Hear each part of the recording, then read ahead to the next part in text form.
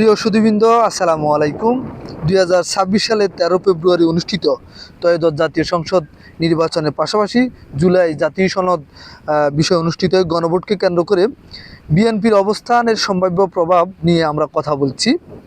দলীয় রাজনৈতিক সাংবিধানিক সংস্কারের দূরত্ব। বিএনপি গণভোটের ফলাফলের ভিত্তিতে গঠিত সংবিধান সংস্কার পরিষদ শপথ না নেওয়ার সিদ্ধান্ত নিয়েছে। এর ফলে দলের নীতি নির্ধারণী অংশ সংস্কার প্রক্রিয়া থেকে বিচ্ছিন্ন হয়ে পড়ছে, যা দীর্ঘমেয়াদে দলের রাজনৈতিক রূপরেখাকে মূলধারা থেকে সরিয়ে দিতে পারে। মিত্রদের সাথে তাদের একটা দূরত্ব বাড়ছে। জামাত ইসলামী ও জাতীয় নাগরিক পার্টি গণভোটের ফলাফল বাস্তবায়নের পক্ষে জোরালো অবস্থান নিয়েছে। বিএনপির এই অস্বীকৃতি তাদের সমমনা রাজনৈতিক মিত্রদের সাথে সম্পর্ক পাটল ধরাতে শুরু করেছে অলরেডি। জনমতের সাথে তাদের যে সংঘাত, গণভোটে 60.26% ভোট হ্যাঁ জয় যুক্ত হয়েছে। এই রায়কে সরাসরি প্রত্যাখ্যান বা উপেক্ষা করাকে রাজনৈতিক বিশ্লেষকরা জনগণের রায়ের প্রতি অশ্রদ্ধা হিসেবে দেখছেন, যা দলের গণতান্ত্রিক ভাবমূর্তিকে প্রশ্নবিদ্ধ করছে। ভবিষ্যৎ ঝুঁকি ও পরিস্থিতি। উচ্চকক্ষ গঠন নিয়ে জটিলতা। গণভোটের প্রস্তাব অনুযায়ী আনুপাতিক হারে উচ্চকক্ষ গঠনের বিধান কার্যকর হলে বিএনপি একক সংখ্যাগরিষ্ঠতার সুযোগ কমে যেতে পারে। এটি ভবিষ্যৎ আইন প্রণয়নে তাদের জন্য বড় চ্যালেঞ্জ হয়ে দাঁড়াবে। আইনি ও প্রশাসনিক সংকট। সংসদের বাইরে থাকা বা সংস্কার প্রক্রিয়া অংশগ্রহণ না করার ফলে বিএনপির ভবিষ্যৎ নতুন সংবিধান বা সংশোধনীগুলোর বৈধতা নিয়ে আইনি লড়াই পড়তে পারে।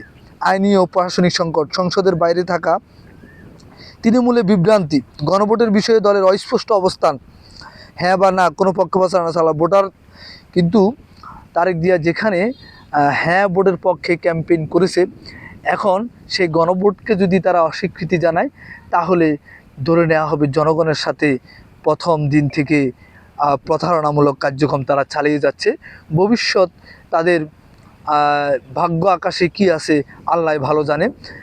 এটা রাজনৈতিক বিশ্লেষকরা এবং জেনজি জেনারেশন থেকে শুরু করে বাংলার আপামর জনতা মনে করে যে এটা তাদের জন্য ভবিষ্যতে পরিণতি খারাপ বয়ে আনতে পারে।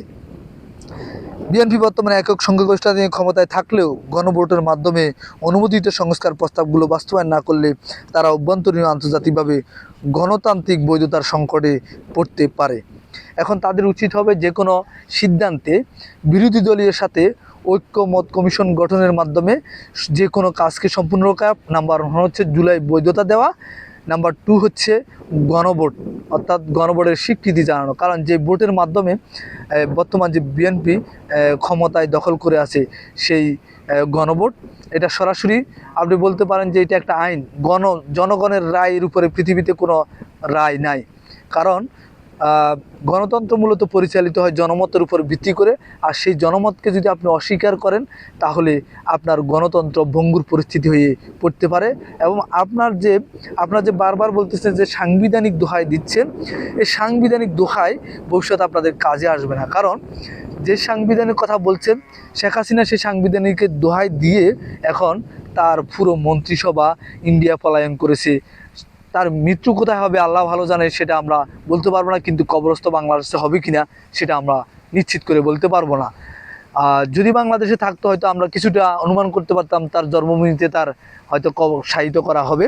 কিন্তু তার যে বর্তমান পরিস্থিতি, তিনি যে মন্ত্রিসভা কর্তৃক পরিচালিত হতেন অবৈধ, এবং তারও একসময় আকাঙ্ক্ষা ছিল তিনি চিরজীবন ক্ষমতায় থাকবেন, কিন্তু আসলে চিরজীবন কেউই ক্ষমতায় থাকতে পারবেন না।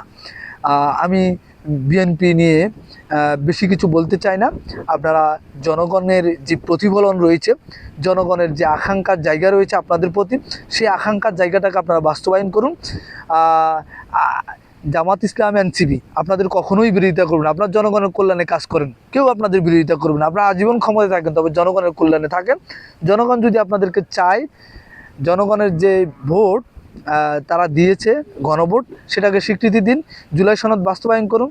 যেখানে আপনারা একটা বালির ট্রাক পর্যন্ত খালেদা জিয়ার বাসার সামনে থেকে সরাইতে পারেন নাই, সেখানে এই জুলাই যোদ্ধাদের রক্তের উপর দাঁড়িয়ে আপনারা ক্ষমতায় গিয়ে এখন আপনারা উল্টাপাল্টা কথা বলছেন। এটা আসলে একজন ক্লাস 10-এ পড়ুয়া ছাত্রও কিন্তু জানে আপনারা যে চালাকি করছেন।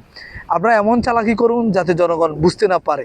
এখন এমন চালাকি করছেন যে জনগণ বুঝতে পারছে। সুতরাং আপনাদের জন্য ভবিষ্যৎ ভালো বলে বয়ে আনবে এটা আশা করা যায় না।